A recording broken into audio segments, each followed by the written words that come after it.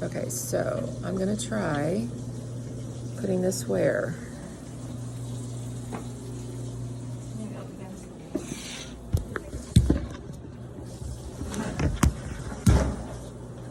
That'll do it. Okay. And now I have to learn how to put it on YouTube. So we are going to talk today about the book partly and talk about what we're going to do with it in the next couple collaborative exchanges. Before we do that, I wanted to find out if there are any assignment questions, any concerns, any wonderings about with what's happening, what's coming up. Mine's not really an assignment Okay. question, it's more of a placement question. Okay. So, I feel like, not throwing you guys on the bus, but I feel like we were all under the assumption that we were moving to St. Peter's, is that Oh, not? no, that's not, no, I'm sorry, that was, that you stay in your schools unless you have a reason to want to do it in other grades. This is unusual, this arrangement. Tiffany's in art, so she doesn't have this situation, except that she kind of is in art because she's got A1, 2. We didn't even talk about that. Maybe we should ask if you come over here at the placement, at the change. You're fine staying where you Our are? art teacher's pretty cool. She is. I'm fine because I'm also doing Hawthorne. That's right, that's So right. I've technically already got two. So typically, like, let's use Shannon as an example. She, unless you really want to do the earlier grades, if you're already here at Lewis and Clark, just you let me know and I have to arrange it with the principals. Here's John. But some of my candidates, like John and Megan, thank you. Megan started at St. Peter's and John started here. Hi, John. And they wanted to switch and get a different grade level. So if that's the case, it's not, if you were in one big school, it'd be really simple because the principal just makes it happen. These are two distinct schools, two different principals. But whenever I have a student who wants that to happen, I just tell the principals and they're really cool about it. So if the three of you really do want to do a switch, and it turned out that these two switched and ended up wanting to stay at their new placement. So John stayed at St. Peter's and she stayed here. That's ideal when that happens because then the numbers work out for the principals, but it's okay if it doesn't. So when we do the debrief today, you can let me know if that's something you'd like to see happen. Otherwise, you will just do a different grade level here. So the default is you stay at your school. If you want to switch, I'll make that happen. Okay. I have one question. So I talked to you a little bit. I was just, I don't know, I overthink. Which I don't know if that's good or bad as a teacher. And so Tuesday I was all excited. I created my lesson plan and I was like, oh, look at this. And she's like, it's more like wind time. And I love my teacher. And I'm like, oh no. She goes, you need to stick. Go ahead and speak up while there's nobody from the She's school like, in here. you need to stick Aaron can with hear us. this format. And she goes, you don't even have to make a PowerPoint. Like, we already have one. So just, here you go. And I was like crushed for a second because when I don't feel authentically connected to something, I feel like I'm presenting someone else's material. And I was like, well, I need to get over that. I'm going to be presenting a lot of other people's material. And so I'm just going to have the best outlook I can on my while being observed. And so I'm like a little bit nervous of the observation. Let me address that. Would you two mind scooting back just a little bit so John, they don't feel like more like this way? Yeah, thanks. So that is generally the situation in any school system. Right. So I have schools in Parkway, a school in Parkway, and the same thing happens there. Yeah. The same thing happened when I was student teaching many, many years ago. So the reality is that you have to do what they are telling you to do. Right. What we have to learn how to do, and this is even true if you were the veteran teacher, because the district comes up with the format of how you do what you do, and so you have to make it yours. Okay. The days of us doing completely creating our own, those are gone. Like those are, I don't know that they're ever coming back. Right. So it's how do we bring our own spin on what the district and the school says we have to do. So it's frustrating, but it's the current reality, and I don't see that ever changing. Right. So it is challenging. I feel like it's a little detached from what we're learning in some of our classes. I would say that's probably very true. Okay. I'm different than Tiffany. Like, Miss C lets me So it depends on what the subject is. I mean, I've done reading, I've done social studies, I've done science. The only thing I haven't taught is math yet. For the door to close. So it kind of depends on how comfortable your cooperating teacher is with breaking the rules. And mine's That's not. really what the. Okay, so I'll give as a principal myself, I remember it was frustrating when central office made me do certain things, and I often chose not to. But I'm just like, I'll pay the price. I'm not going to do X because I don't believe in it, and I had to take the risk for that because I could ask for forgiveness or whatever. But it kind of depends on the teacher. It also depends on the administration. Because a teacher might have the wherewithal to do that, or to just say, I've had teachers, because sometimes, especially in ELA, I'm just going to flat out say it, some of the stuff that the questions, like the turn and talk stuff, which is, by the way, this book, his turn and talk section is really, really good, because he makes it very clear what kind of questions work best for turn and talk. And my challenge, because you remember, I've been in this district for 7 years, and I see turn and talk everywhere I go, at every grade level, and some of it is just turn and talk, and is it blue or green? It's like, why did we do that? So I've seen teachers who like look at that and go, that's ridiculous. Cooperating teachers who just, I'm not doing it. But they have to be very either confident in their, like, if the principal walked in and they said, I've got this, I'm doing it my way. Or they know that the principal will go, shh, okay, my lips are sealed too, because the district has people who walk around and I get it why they want some consistency, so I'm kind of talking out of both sides of my mouth. I get why they want consistency. I also think there needs to be room for our spin on it and our believing in us. Yeah. And that's a good segue to why I really like this book, because he came to this book by watching great teachers. He didn't come up with a philosophy or a theory and try to go find that. He sat in great teachers' classrooms and figured out what are they doing, and let me write a book about that. So the teacher voice in this book is really strong, which is why I liked it so much. And I used it with first-year teachers as a principal, especially if they were struggling with things, rather than, because you want to support your folks as much as you can, and so I would get this book for them and say, there's a section on here that might really help with this, and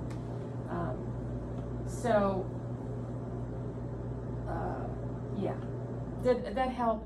It's a frustration. Well, and it really helped too, because talking to my teacher, she goes, I'm the chair of 4th grade, and she goes, I'm going to step down next year, so I feel like I can break the rules more and have more flexibility. She's like, but I can't right now because I'm the chair. And I was like, oh. So there's just so much more, I feel like, coming out the longer that I'm here of understanding the working. So there are districts, and I'll be careful how I say this too. There are districts who do have very tight expectations, but within that they understand as a district that there's lots of ways to work that. My experience here in this district is that's not the expectation at the central office level. They're very Do it this way. Nazi-like. Yeah. You did not hear me say that. Okay. But it means that it's a fine line that really creative teachers have to walk in this district to make it work for them. Yeah. I don't see that lasting forever here. At some point that superintendent will retire after 40-something years. He will go away. But you're honestly you're stuck at this. This is a very traditional kind of approach to school district, and the more traditional they are, the more they are tied to tight scripted lesson planning. So yes, I see expectations in Parkway that in 6th grade science we want this to be what you are going to do, and this is how we suggest you do it. But I do see a lot more wiggle room about how you do it. So. Okay. Thank you for the honesty.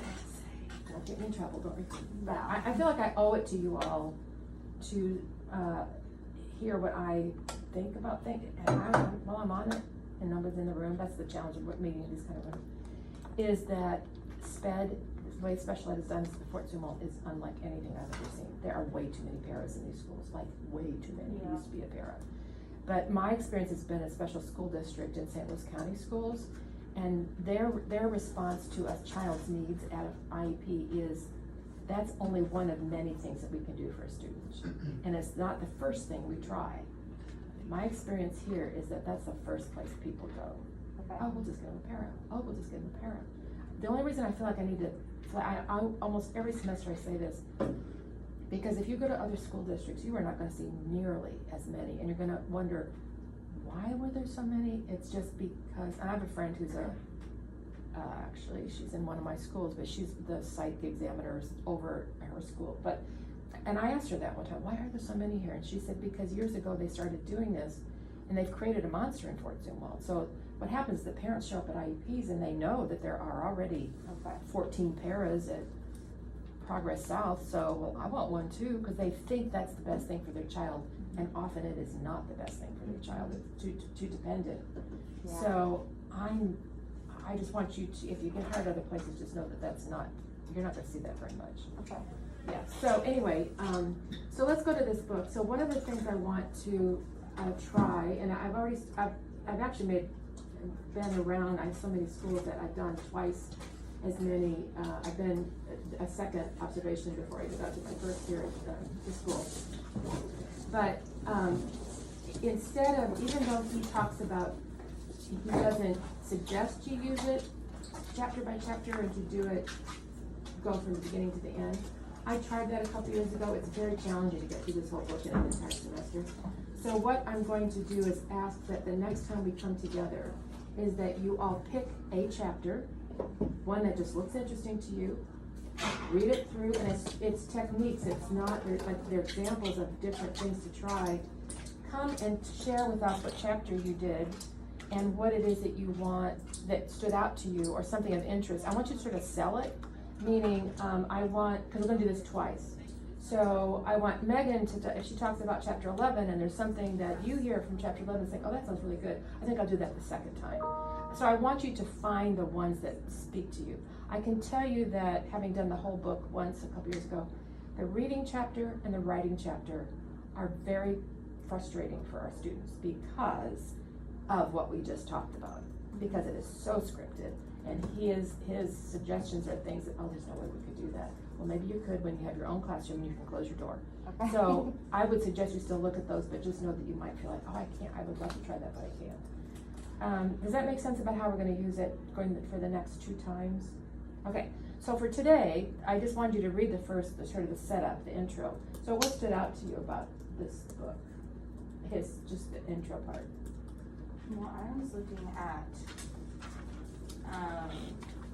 part.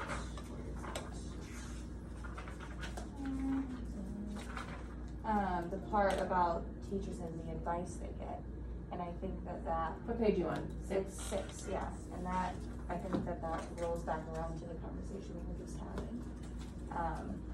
Like getting advice, they were like, well, I don't know if I would do it that way, and then near the end he talks about data-driven guidance and how that's the best form of guidance you can get because it's from teachers. Mm-hmm. So I think that all just kind of like rolls back to the conversation that we were just having. So I found that interesting. If you ever want to try some of these techniques, a lot of it is just about efficiency. Remember, he wrote this, he's also watching really great teachers in high-need schools. Mm-hmm. But what works in some work in others. And the other thing he makes it very clear is that he doesn't even suggest that every single thing of these will work for you. So if you read one, it's like, oh, there's no way I would ever need that at Lewis and Clark. Well, then it's just in a different checkbox in your head. But he makes it very clear that not everything works, in your situation. But if you, that's what I was going to say. So if you find something that I'd love to try that, and I think I could maybe work that in somewhere with one of my lessons here, you could say to your teacher, oh, Lynn's wants me to try one of these. You can just use that as an excuse of, if there's any way we could do that, then suggesting it'd be awesome if I could try one of these. So just know that you can use me anytime. I think it also connects back, because at the beginning he says that, that they are tasked with executing ideas and directives that come from elsewhere and people who don't actually teach every day. And perhaps as a result, many of those ideas and directives are disconnected from the challenges that shape the teacher's daily work. And at the beginning, he talks about how the teacher's kind of like an artist. So you need freedom to be creative when you're taking lessons or deciding how you want to do classroom management or however it may be. So I think all that stuff just kind of, like I said, connects back to the conversation we were just having. So I think that that's really cool too. He really honors the teacher's voice throughout this book, which I really appreciate. So when you mean like, immediately I thought of passing papers. I was like, oh my gosh, because right now we have a student with he, he's our paper passer, and that It's taking forever? is crazy. Yes. And sometimes he just can't do it, so then we have others. So I was like, it would be so much more efficient. So Yeah. is that what you're talking Yeah, about? yeah, that's Okay. exactly right. Just something that is really streamlining the amount of time. And I don't know if, don't remember if he does it in the introduction part, but what his point is that when you add up the minutes of how, over the course of the day or the course of a week, it is a massive amount of time that we're wasting. Yeah. That's why homeschoolers honestly get so much done in a short period of time, because they don't have gazillion transitions and they're waiting for somebody else to be quiet.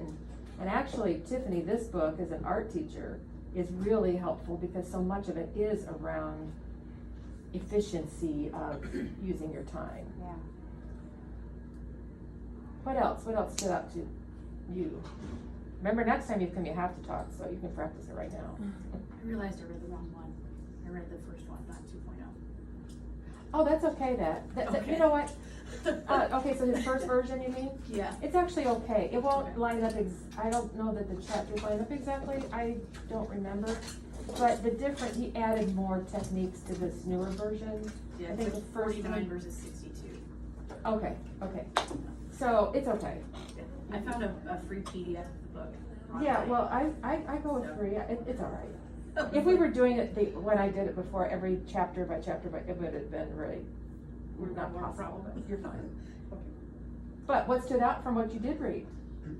A lot of it was just really intro stuff about how the book is set up and stuff like that. I did like that he kind of, at least in mine, he went over a couple of the teachers that he watched and observed and how different they were from each other, but how amazing the results were. That's what I was gonna say. I want to add how he said great teachers come in every stripe and style. So it's like, I feel like as teachers we think like there's like one way like to be, you know, as a teacher you have to like follow that pattern, but really everyone's different and there's different, you know, techniques that work for everyone. And Especially being under multiple different teachers, Yeah. you see so many different Right. styles Yeah. of teaching. All of that, and then we did the swaps with the Mhm. teachers. I mean, I saw so many different atmospheres. Yeah. Just like Even the way the classrooms look. Yeah, like like you can going- tell. going from Carnes' room to Wrench's room back to my room, I was like, they're the same, but Yeah. in so many ways they're so different, and so I didn't even know Wrench was here. I Yeah. saw her at the counter this morning. She's a former student. I was like, oh. She was in front of herself, and now she's here. All my buildings are full of former students. That's good. It's really fun. yeah, so was Carnes. Yeah.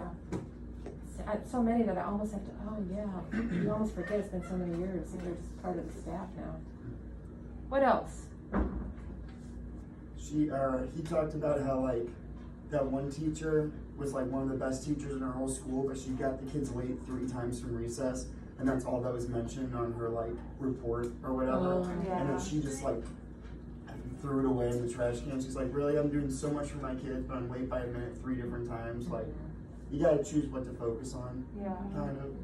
He also talked about like, I got really excited when he's like, yeah, learn how to get that kid that's yelling out all the time to be quiet. So I had a kid yell poop at me like 30 times yesterday during my reading lesson. That's like funny to the point, but then like I had these girls in the back looking at me like pleading with me like get him to stop because they can't focus or even hear or have any clue what's going on. I was like, oh yeah, I really need to like read that chapter. And then he goes, yep, and that'll come later in the book. And I was like, oh, okay. Well, Yeah. I was like, okay, yeah. He's like, yeah, and that's like an example of something you might read in this book later. And I was like, oh, okay. Well, Yeah. So, I guess I know what chapter I'll be reading later because I need to figure out with all these. It's like there's an echo in Jen's room like every day because they just like bounce off each other or whatever.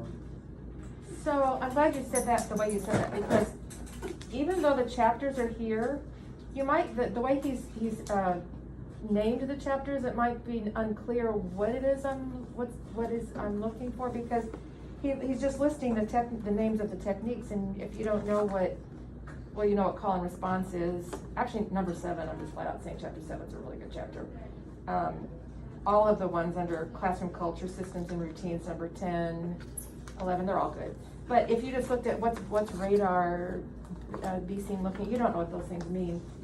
You might find it easier to go in the glossary or the index to find out what, like by the actual subject title, to find, oh, I'm interested in X, and I'm not sure what the way he titled the. Are we in your way? No. Sir? Okay. How to find the chapter you want to do. Anything else about the intro? You're getting ready for camp, right? What's going on? Yeah. I was just really excited because I love practical, I don't know, just results. And I feel like I grew up in a household where there wasn't a ton of consistency, which in a way was super fun. But as an adult, I've really had to like just YouTube, like how to clean this, how to do this. And I have little schedules for myself. And so as a teacher, I'm like, this is so practical and this helps keep me, it was just super exciting, so. His whole section on check for understanding, some of you have heard me say this in feedback, our university instructors often tell us to use thumbs up, thumbs down in classrooms. He makes it very clear that is not a very good system. It's just because you're expecting them to self-evaluate correctly. You usually do it so quickly that if they're slow processors, they're still like, what did she just say? Now I'm signaling something, and what? They're still back to the what? It just doesn't, unless it's something real concrete, like, are you done? Or what about the rating system? Like, Oh, yeah, the rating. But he really explains other ways to do that, and just to not rely on it. It's a part of a bigger section on just how inaccurate kids are in their self-evaluation in the moment of a lesson, because especially with processing, often it's not even like it's at the point of they're diagnosed with some slow processing disorder. They're still thinking about lunch, and they're internally distracted, and so. And I feel like a lot of them just put a thumbs up even if they're not good. right. Yeah. They just see everyone and they're like, alright, what Yeah. Yeah, it's just not good. And like I said, their turn to talk is really good. So you know what you're going to do the next time? Come prepared no more than 5 minutes. I actually had 7 students at Darden, and we were able to just get all 7 in. It ended up being less than 5 minutes, but just come talk about the chapter, something that stood out, something that, in a way that others might be interested in reading that one again. My plan is to do 2 more chapters for the P1s, to do 2 more chapters next semester. So that we will have 4 chapters, which is not enough, but like I said, when we tried to go back, it was just too much. So, anybody else want to talk about this? I just have a question about the next observations. Like, I know my friend Brooke, she's done 2, Jeremy your first one. So the second 2 are videos that we just do ourselves. I come back for your second one. Okay. Your third one's a video. And I just I'm come back to they have 4. Their 4th one's video, but their 3rd one is in person. Just we probably should introduce ourselves. Megan, I can't assume the other schools know each other. Can you tell them who you are? Oh, me? Yeah. Oh, like my name? Yeah, I'm sorry. I'm what grade, and that you're P2. Okay. I'm Megan Wood, and I am in 5th grade, and I'm a PT. and I was in St. Peter's for P1 for about 3 months, and then came over here. I was in first grade at St. Peter's, and then came over here. I was with Galvin in third grade for a month, and then now I'm with Benson in fifth grade. So that's an example of is with a P2 operating teacher that she didn't have at all for P1. That doesn't happen as frequently, but it does happen. So it happened, John, the same thing happened. Shannon has been with the same one pretty much the whole time. Yeah, I was Introduce yourself. Okay, I'm Shannon. I'm P2, so right now I'm in Roberts in third grade. So yeah, I started last semester with Roberts for a majority of the year.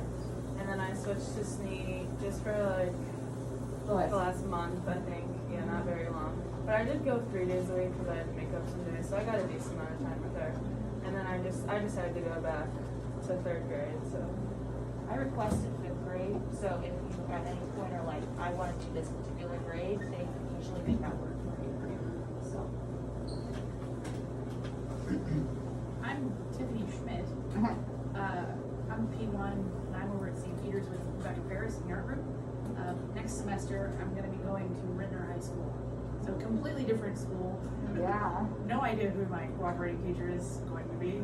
Since she's a K-12 teaching certificate, all the music, art, and PE folks have to do that completely different, radically different grades. Radically different. So going from kindergarten, first and second to you're only 3 in high school. Yeah.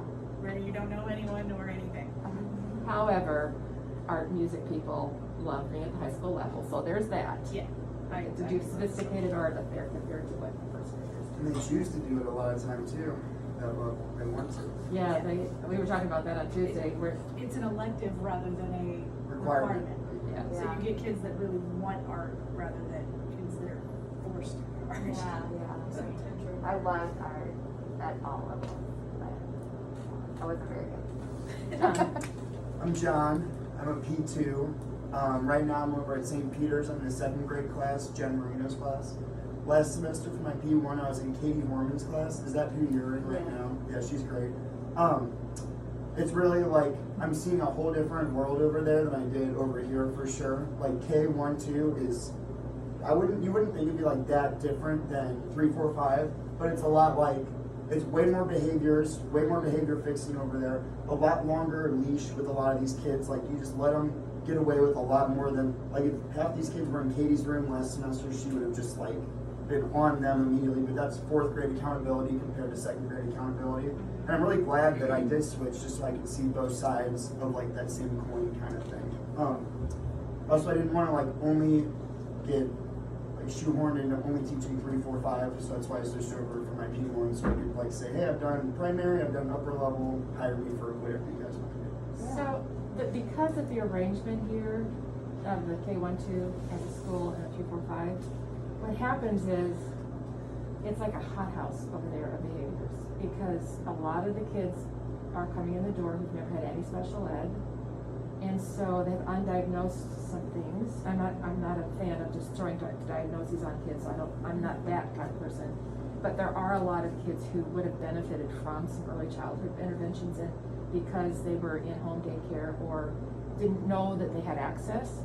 They're coming in, and so they're walking in as kindergartners, and St. Peter's staff is, I mean, it's almost, the intensity of behaviors is unlike anything I've seen anywhere. It's ridiculous. It is really, it's a real challenge, but let's say this, if this was a K-5 system, it would not feel like everything's under one roof, like, it's like it just, because the older kids get, and the whole point of special ed services is that you fade over time, right? Mm-hmm. So what happens if you really can intervene, which is why we offer so much early childhood special education, which is why it's so sad when kids could have had a lot and they didn't get any, but it's not their fault.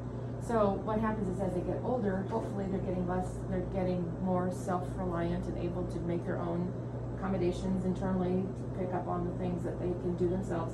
So you have less and less of it. So it just feels like that school is just like, oh my gosh, it's just like it's everywhere.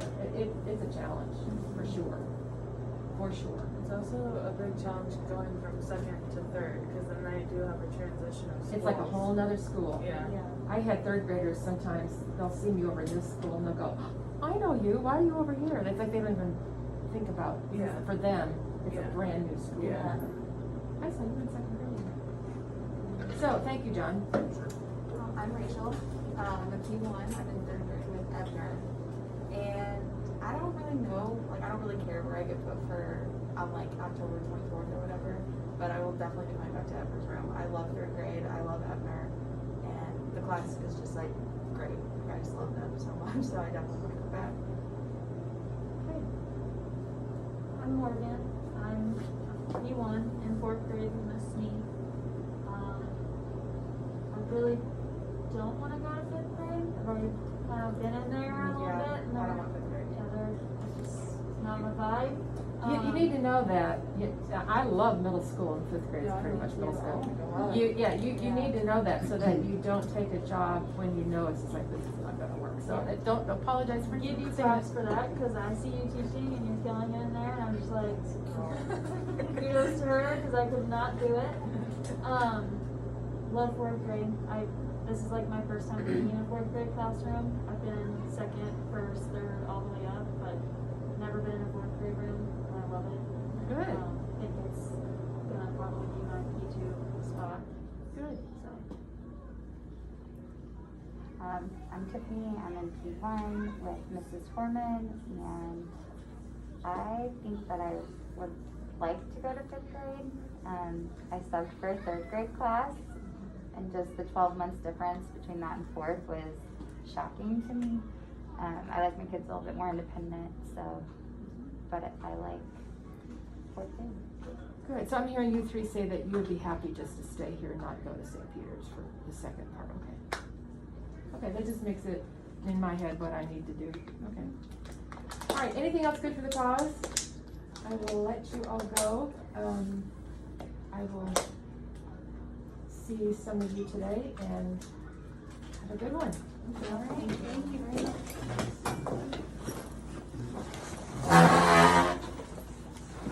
Yeah, I'm gonna go be around 5th grade. Arrows. Oh, that's really good. Yeah, just for half. I was thinking on, what? Because it was a half day. No, because